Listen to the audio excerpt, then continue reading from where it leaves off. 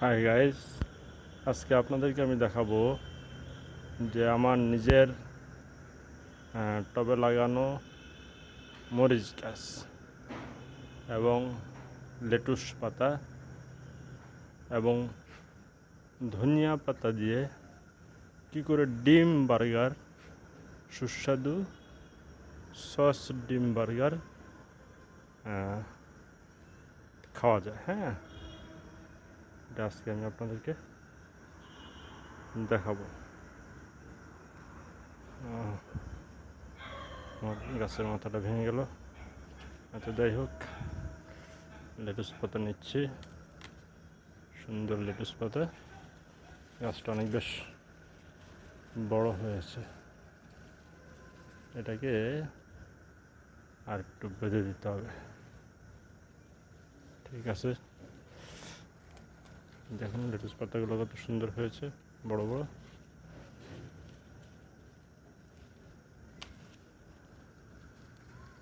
আমি 3টে লেটুস পাতা নিয়ে নিলাম, আর একটা নিয়ে নিলাম।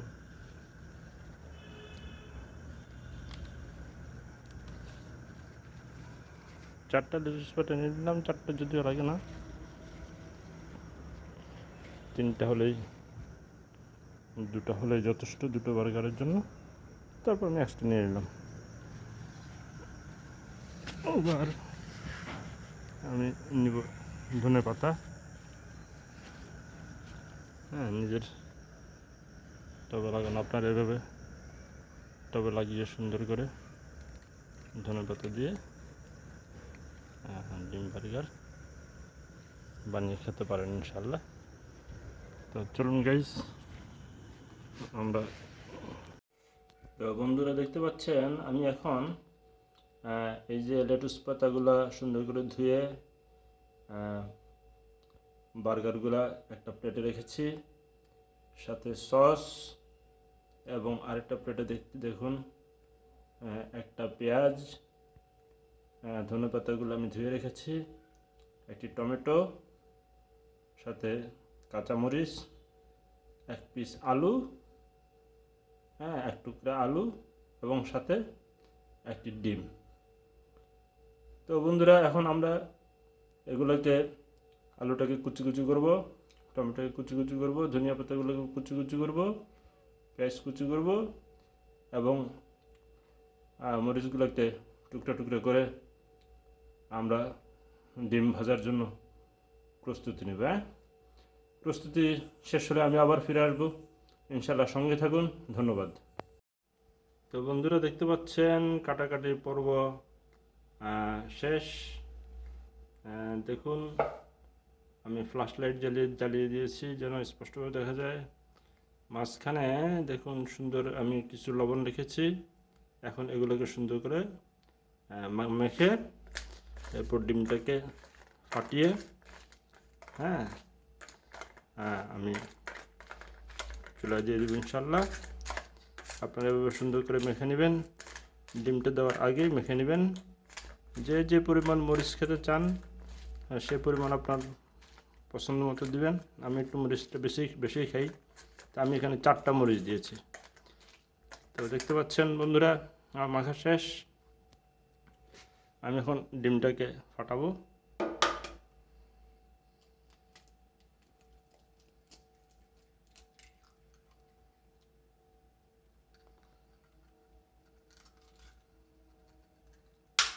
ডিম ফাটানো শেষ।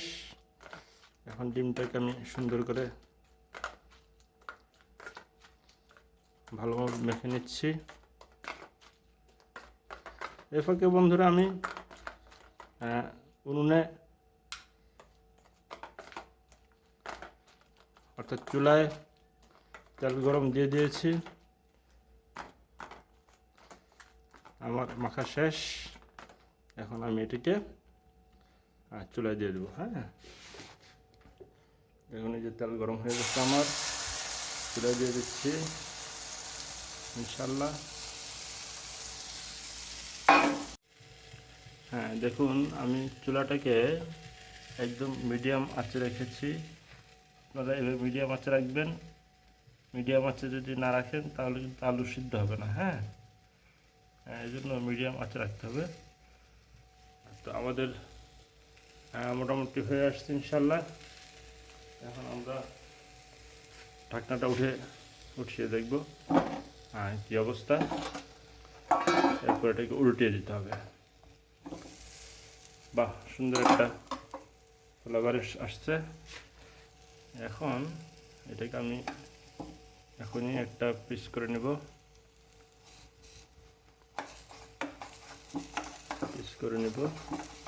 তাহলে এটা আমার উল্টাতে সুবিধা হবে। আমি এভাবে পিস করে নিচ্ছি, আপনারাও এভাবে পিস করে নেবেন। আমি এইরকম 4টা পিস করেছি।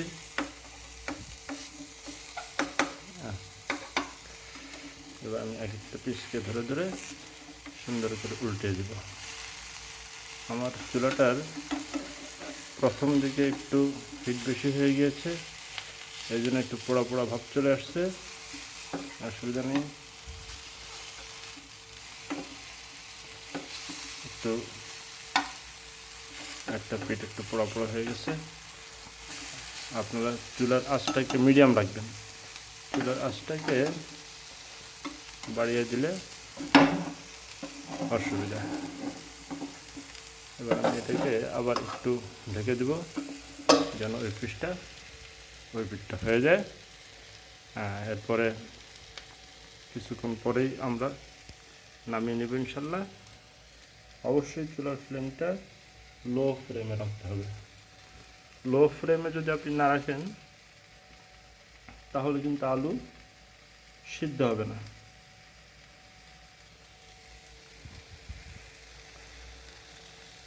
আমাদের মোটামুটি হয়ে এসেছে। এর মধ্যে কিছু কথা বলে রাখি, আপনি নিজেই ফার্মিং করুন, নিজেই গাছ লাগান। গাছ লাগানো এটা একটা শখ বলতে পারেন, পরিবেশ বান্ধব এবং পাশাপাশি স্বাস্থ্যসম্মত। আপনি নিজের ধনিয়া পাতা গাছ থেকে ছেড়ে নিলেন, আপনার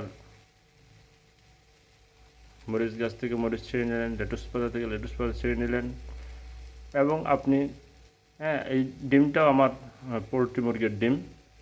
আপনি 2-4টা মুরগি পাললে আপনার ডিমের চাহিদা পূরণ হয়ে যাবে। এভাবে আমরা সুন্দর একটি স্বল্প সময়ে সুন্দর একটা রেসিপি করতে পারি ইনশাআল্লাহ। সঙ্গে থাকুন। তো বন্ধুরা, আমি আমার ব্রেডটিকে মাঝখান দিয়ে ফেড়ে নিয়েছি।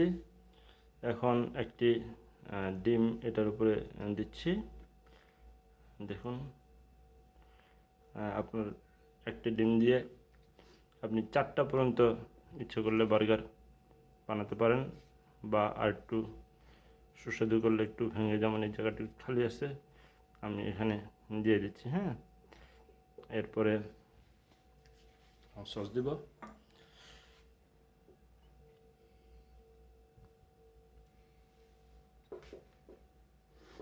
আমি চিলি সসটাই প্রিফার করি। চিলি সসটা দিয়ে খেতে সুস্বাদু।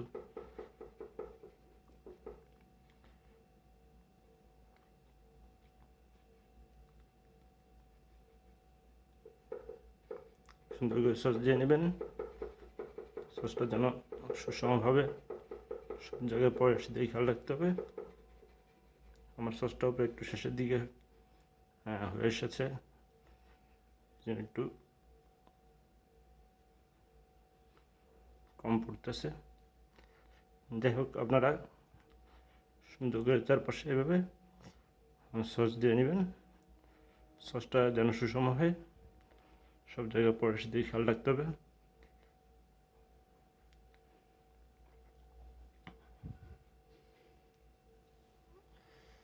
এবার আমি একটি লেটুস পাতা দিয়ে দেব।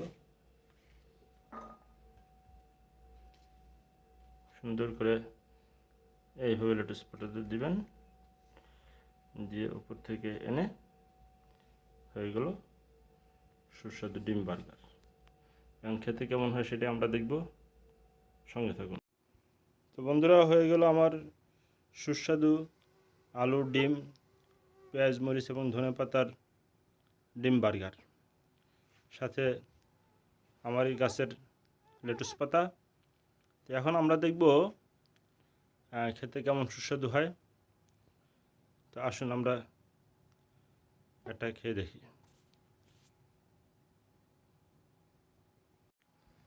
তো বন্ধুরা, আমি আমার বানানো আলু, টমেটো, পেঁয়াজ, মরিচ, সাথে লেটুস পাতার ডিম বার্গার এখন খাচ্ছি। হ্যাঁ, দেখি কেমন সুস্বাদু হয়েছে।